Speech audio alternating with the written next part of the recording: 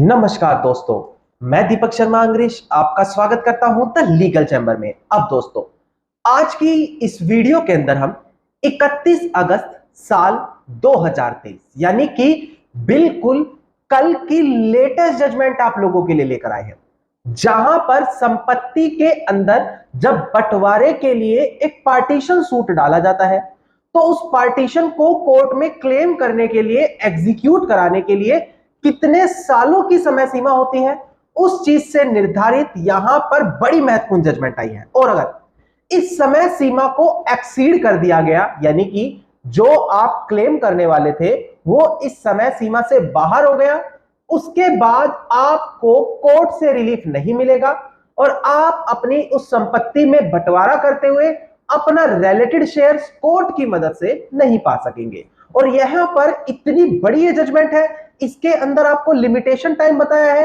Execution के बारे में क्लियर हुआ है, सेक्शन 47 सीपीसी के बारे में, इसके अलावा लिमिटेशन एक्ट के आर्टिकल के बारे में। यानी कि ये पूरी की पूरी वीडियो आप लोगों के लिए बेहद ज्यादा इंफॉर्मेटिव है। अगर आप अपनी संपत्ति में बंटवारे को लेकर आगे चलकर केस करने वाले हैं, या फिर आप चाह रहे हैं आपकी संपत्ति पर बंटवारा हो जाए और फिजिकली आपको पोजेशन हो जाए। देखिए, एक होता है कि मौखिक रूप से बंटवारा कर लिया, कागजी तौर पर बंटवारा कर लिया, किंतु संपत्ति पर आज भी फिजिकली रूप से ऐसा कुछ नहीं हुआ है, तो उसकी भी यहां पर बात की गई है। तो संपत्ति में बंटवारे को लेकर यह माने बहुत बड़ी अपडेट आ गई है। अब दोस्तों, अगर आप लोगों को हमारी ये वीडियोस अच्छी लगती हैं, आप लोगों को हमारी तरफ से किए गए एफर्ट्स अच्छे लगते हैं, तो मेरा आप लोगों से अनुरोध है, वीडियो को आप लाइक जरूर करें और साथ ही साथ अपना वैल्यूएबल कमेंट सेक्शन में जरूर लिखें। तो चलिए दोस्तों, अब आज की इस वीडियो को हम ज्यादा लंबा ना करते हुए आज की इस वीडियो को स्टार्ट करते हैं।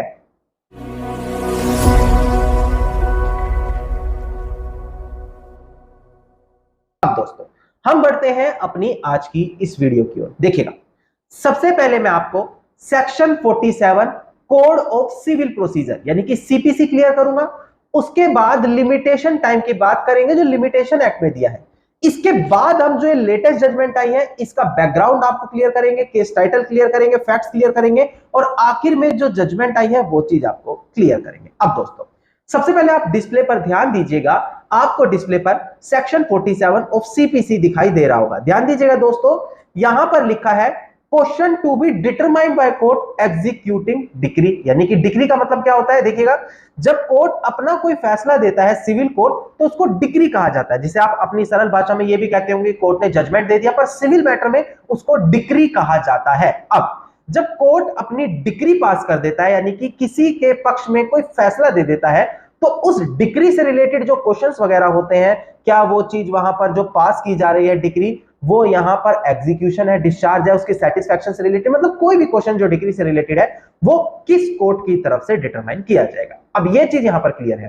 पहला इसका सबसेक्शन देखिएगा क्या कहता है, all question arising between the party to the suit which the decree was passed. यानी कि अगर कोई भी क्वेश्चन जो केस के अंदर पार्टीज है उनके बीच में उठ रहा है, डिक्री जो पास हुई है उससे रिलेटेड, या फिर जो उनके रिप्रेजेंटेटिव है, यानी कि सूट के अंदर जो पार्टीज थी उनकी डेथ हो गई, आगे जो उनके लीगल रिप्रेजेंटेटिव थे उनके बीच में किसी प्रकार का डिक्री को लेकर कोई क्वेश्चन उठ रहा है, जैसे कि एग्जीक्यूशन से रिलेटेड हो गया, डिस्चार्ज से रिलेटेड हो गया उस डिक्री के, उसके सेटिस्फैक्शन से रिलेटेड हो गया डिक्री से, तो वो जो क्वेश्चन होगा वो किस कोर्ट की तरफ से डिटरमाइन किया जाएगा, जो उस डिक्री को एग्जीक्यूट कर रहा है। उसके लिए कोई अलग से सूट डालने की जरूरत नहीं है उस क्वेश्चंस को डिटरमाइन कराने से रिलेटेड।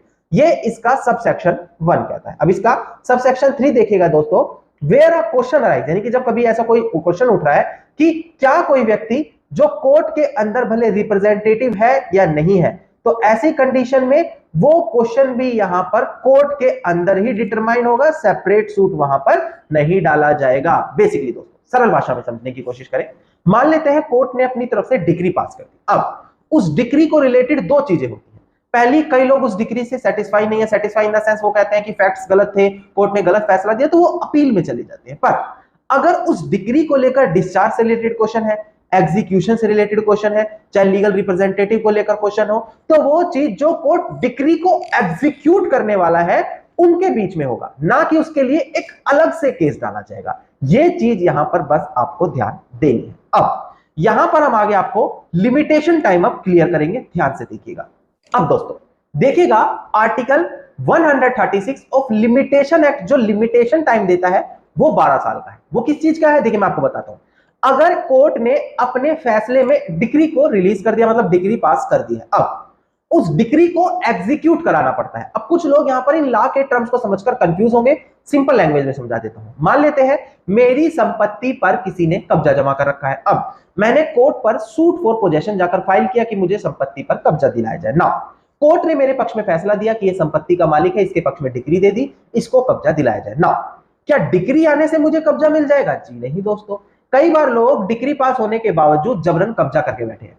तो अब हमें उस डिग्री को एग्जीक्यूट कराना पड़ता है एग्जीक्यूशन कोर्ट से कि भाई हमारी ये डिग्री पास हुई है, इसको एग्जीक्यूट कराया जाए। ना दोस्तों ध्यान दीजिएगा, जो कोर्ट ने मेरे को फैसला सुनाया है यानी कि डिग्री है, और उसको जब मैं एग्जीक्यूशन कोर्ट में लेके जाऊंगा यानी कि कोर्ट में लेके जाऊंगा, एक तरीके का कुछ टाइम और लगेगा एग्जीक्यूट कराने के लिए, तो इसकी एक समय सीमा निर्धारित है डिग्री आने के बाद से लेकर एग्जीक्यूशन के बीच की, वो होती है 12 साल। कि जब कोर्ट अपनी डिग्री पास कर देता है तो एग्जीक्यूशन के लिए 12 साल की समय सीमा है। 12 सालों के भीतर हमें उसे एग्जीक्यूट कराना पड़ेगा डिग्री के पास होते ही। अब ये चीज आप अपने पार्टीशन सूट में ले लें, चाहे संपत्ति में आपने बंटवारे की मांग की है और संपत्ति में बंटवारा होकर आपको एक शेयर अलॉट कर दिया है, पर फिजिकली आज भी आपने पोजीशन नहीं लिया, तो उस डिग्री के आने के बाद से 12 साल की समय सीमा है जब आपको डिग्री को एग्जीक्यूट कराकर फिजिकली पोजीशन वहां पर लेना होगा। अब दोस्तों ये चीज मैंने आपको यहां पर क्लियर कर दी। अब जो बिल्कुल लेटेस्ट जजमेंट आई है उसके केस टाइटल मैं आपको क्लियर कर दूं, बड़ी ध्यान से यहां से आप वीडियो को देखिएगा। अब दोस्तों डिस्प्ले पर ध्यान दीजिएगा, केस टाइटल आपको दिखाई दे रहा होगा। हमारा केस टाइटल है यहां पर P Ram Prasad versus Thangaraj and others. यहां पर सिविल रिवीजन पिटीशन नंबर है 70 ऑफ 2022। नाउ यहां से केस के मैं यहां पर आपको फैक्ट्स और बैकग्राउंड क्लियर कर देता हूं, इसके बाद आपको क्लियर करेंगे कि आखिर में फैसला क्या सुनाया गया। अब देखिए दोस्तों, प्रेजेंट केस को आप अपनी फैमिली सिचुएशन से रिलेट जरूर करें ताकि बेटर अंडरस्टैंडिंग आपको इस केस की हो। देखिएगा प्रेजेंट केस के अंदर एक व्यक्ति था जिसका नाम है नाजा रेड्डी। उसके 3 बेटे थे, ध्यान दीजिएगा। पहला बेटा था रामा रेड्डी, दूसरा था लिंगरा रेड्डी, तीसरा था मुन्नी रेड्डी। यहां पर अब जो प्लेंटिफ है वो इसी तीसरे बच्चे मुन्नी रेड्डी का बेटा है। अब देखिएगा प्लेंटिफ का यहां पर कहना है कि उनकी बहुत बड़ी प्रॉपर्टी है आगरा और बेंगलोर के अंदर। अब उनके बीच यहां पर कोर्ट में एक वाद विवाद हुआ था जिसके तहत साल 1923 में संपत्ति में एक बंटवारा किया गया जहां पर उनके जो पिता थे मुन्नी रेड्डी उनको 1/3 शेयर अलॉट कर दिया गया। नाउ 1/3 शेयर अलॉट होने के बाद साल 1923 में उस पर फाइनल डिक्री आ गई थी साल 1928 में। पर देखिएगा ध्यान दीजिएगा, कोर्ट की तरफ से ऑलरेडी डिक्री पास हो चुकी है, बंटवारा हो चुका है और 1/3 शेयर मुन्नी रेड्डी को मिल चुका है, यानी कि जो नाजन रेड्डी के 3 बच्चे थे तीनों को 1/3 शेयर मिल गया था। नाउ जो यहां पर थर्ड पर्सन था यानी कि मुन्नी रेड्डी, उनका बेटा ये केस डाल रहा है। अब उनके बेटे का कहना है कि देखिए बंटवारा तो हो गया है किंतु आज तक हमने वहां पर फिजिकली पोजेशन नहीं लिया। कारण क्या है? क्योंकि जो हमारे पिताजी के भाई थे वो इस प्रॉपर्टी पर पोजेशन में रह रहे हैं। हमें कभी भी उन पर ऐसा कोई शक ही नहीं हुआ, कोई लड़ाई झगड़े का कारण ही नहीं बना कि हम उनसे जाकर प्रॉपर्टी पर फिजिकली पोजेशन ले लें। वो यूज करते आ रहे हैं, हमें कोई दिक्कत ही नहीं थी, हमारी फैमिली प्रॉपर्टी है, कोर्ट ने ऑलरेडी बंटवारा कर ही दिया है, तो हमने लगा जब तक वो यूज करेंगे करते रहेंगे, जब हमें रिक्वायरमेंट होगी हम वापस मांग लेंगे। अब हमें जब उस लैंड की रिक्वायरमेंट आई यानी कि जो 1/3 अलॉट मेरे पिताजी मुन्नी रेड्डी को अलॉट हुआ उसको मांगने की हमारी बात आई, तो उन्होंने साफ इंकार कर दिया कि आप अब इस प्रॉपर्टी को नहीं एक्वायर कर सकते क्योंकि आपने बहुत ज्यादा देर कर दी है। तो प्लेंटिफ ने यहां पर अब केस डाला है कि हमें सेपरेट सूट डाला है, एग्जीक्यूशन नहीं डाला है। ध्यान दीजिएगा साल 1923 में केवल डिक्री हुई है, उस पर उन्होंने फिजिकल पोजेशन नहीं लिया ना उसके एग्जीक्यूशन पर गए। तो अब उन्होंने क्या किया, उन्होंने एक सेपरेट सूट डाल दिया दोबारा से पार्टीशन का। किसने डाला है? प्लेंटिफ ने डाला है, मुन्नी रेड्डी के बेटे ने डाला है। अब इस चीज की डिमांड की गई है पार्टीशन की यहां पर। अब दोस्तों इस चीज को क्लेम करने के बाद जो यहां पर डिफेंडेंट थे उनका कहना है कि देखिए ऑलरेडी यहां पर पहले साल 1923 में इसी तरीके के पार्टीशन सूट का फैसला आ चुका है। अगर हम सेक्शन 47 यहां पर सीपीसी का देखें जो मैंने वीडियो की स्टार्टिंग में आपको क्लियर किया, तो उसके बिहाफ से यहां पर अगर डिक्री को लेकर कोई क्वेश्चन है तो वो एग्जीक्यूशन कोर्ट में जाएगा। देखिए मैंने आपको बताया था उसके लिए कोई सेपरेट सूट नहीं फाइल होगा, उन्होंने सीपीसी का रेफरेंस दिया। इसके अलावा लिमिटेशन टाइम होता है आर्टिकल 136 ऑफ लिमिटेशन एक्ट में जो 12 सालों का है, वो भी यहां पर कंप्लीट होकर 90 साल हो चुके हैं। तो आज उस चीज को एक्सेप्ट नहीं किया जाना चाहिए। और इसी चीज से रिलेटेड 7/11 ऑर्डर 7 रूल 11 की एप्लीकेशन लगा दी कि प्रेजेंट जो सूट है ये बाढ़ है और उसकी सुनवाई नहीं होनी चाहिए। ना दोस्तों, ट्रायल कोर्ट ने कहा अगर हम प्रेजेंट केस की बात करें तो जो यहां पर प्लेंटिफ है उस पर सेक्शन 47 इन्वोक नहीं होगा क्योंकि सिचुएशन यहां पर अलग है। और जो लिमिटेशन टाइम की बात आती है, साल 1923 में डिक्री हुई थी, वो यहां पर इस प्लेंटिफ पर एप्लीकेबल नहीं है क्योंकि उस दरमियान जब वो केस हुआ था प्लेंटिफ उसके अंदर पार्टी नहीं था। तो as a legal heir plaintiff को ये राइट मिलता है कि वो प्रॉपर्टी पर पार्टीशन करके संपत्ति में अपना हिस्सा पा सकता है। ये चीज ट्रायल कोर्ट ने अपने फैसले में दी, जिसके तहत यहां पर जो 7/11 की एप्लीकेशन थी उसको रिजेक्ट कर दिया गया और प्लेंटिफ ने जो संपत्ति में बंटवारे की मांग की थी उसको सटीक ठहराया गया। इसके बाद दोस्तों यहां पर जब इस 7/11 की एप्लीकेशन को रिजेक्ट किया गया तो इस चीज से परेशान होकर उन्होंने यहां पर पिटीशन फाइल की है हाई कोर्ट के सामने। कर्नाटका हाई कोर्ट की हम बात कर रहे हैं। वहां पर कर्नाटका हाई कोर्ट के सामने यही क्वेश्चन आया कि जब जो प्लेंटिफ है वो उस केस के दरमियान पार्टी नहीं था तो क्या वो पार्टीशन सूट उसके ऊपर भी एप्लीकेबल है।